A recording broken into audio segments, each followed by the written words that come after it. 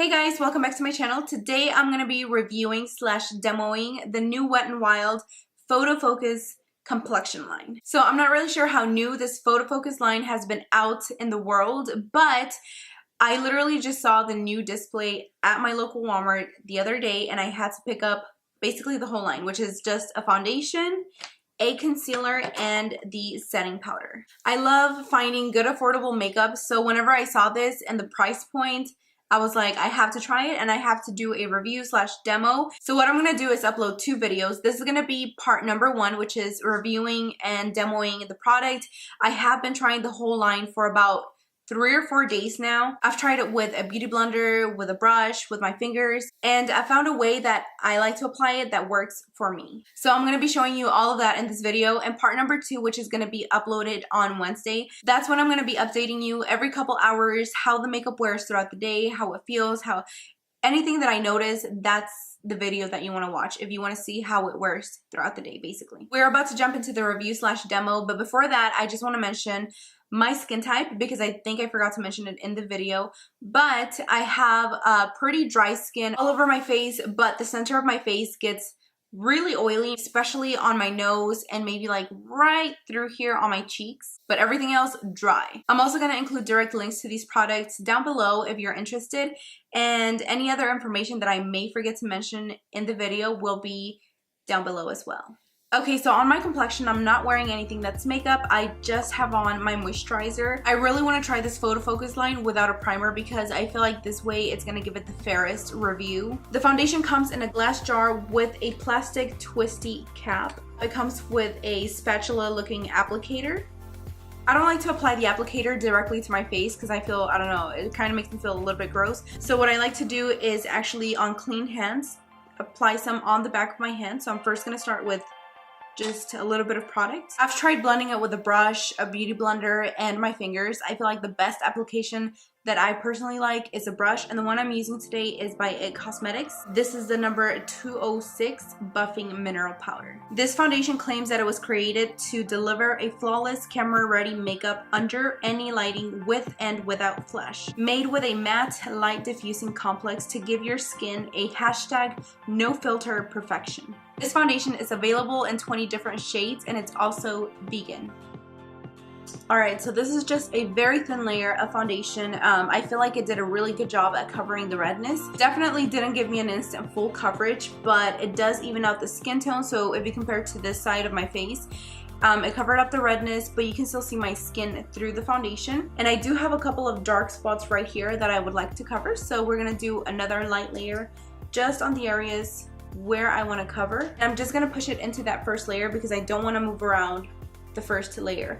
I did forget to mention that it does have a foundation-y smell. I don't even know if that makes sense, but it just smells, to me it smells like the Color Stay foundation, like that type of old school foundation smell. It's almost like a paint smell, which I secretly love.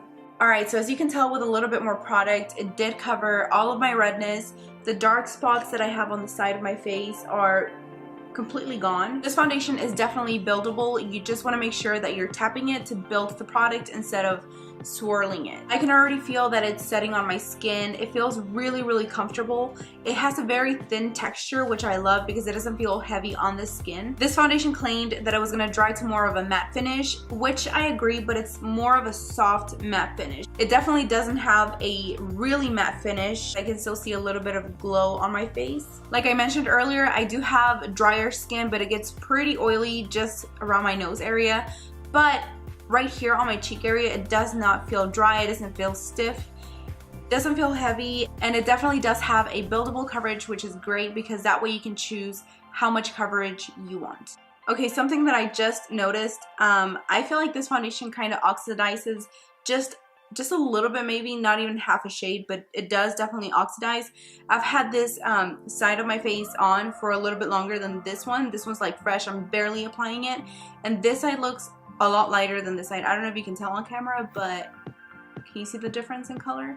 But it's not as bad as other foundations that I've seen. It's like 2 shades darker. This one's like a very, very subtle difference in color. Alright, moving on to the concealer. This concealer comes in a plastic packaging. This packaging actually reminds me a lot of the Maybelline Fit Me concealer, but shorter. It has a lip gloss type of applicator, which I like because it just makes it easier to apply in small areas of the face.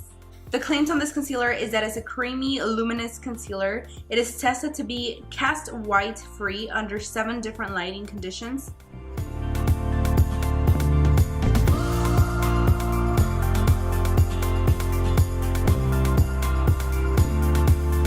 So this is just a light layer of the concealer. I really like it. I feel like it did the job with just a little bit of product. I do agree that the formula is very creamy. As far as being luminous, I don't totally disagree, but it's a very, very soft luminosity. I almost feel like it has the same finish as the foundation, which is a very, very soft matte finish. Just like the foundation, it's a very lightweight formula. I'm gonna try to build up the coverage. I still see a tiny bit of darkness. Nothing that bothers me, but I just want to see how much this concealer can cover. I don't know why I find it gross to use the applicator of the foundation onto your face and not the concealer. It's the same thing. And by the way, before I forget, I'm wearing the shade Light Ivory, and this concealer comes in 6 different shades, and it's also vegan. And I feel like it does offer you a full coverage, but you just have to build it a little bit. But it looks so pretty. I wish you could see up really close. My face looks really just super smooth and flawless. We're gonna move on to the PhotoFocus pressed powder. I picked up the shade Warm Light. The packaging on this powder is plastic. It does feel very cheaply made. I don't know, it feels very flimsy. I mean, this powder was only like $4.68, so I'm not complaining about the packaging, I'm just letting you know. So whenever I purchased this powder, I was really confused about 2 things. One was if it was a baked powder. At the store, I was trying to find everywhere in the packaging to see if it was a baked powder, because it does come in more of a dome shape, which is very common on most baked powders, but I wasn't sure if it was a baked powder. I didn't know what kind of powder it was. If it was a foundation powder, if it was a setting powder. That's another thing I was confused about. I didn't know if it was a setting powder, if it was a foundation powder.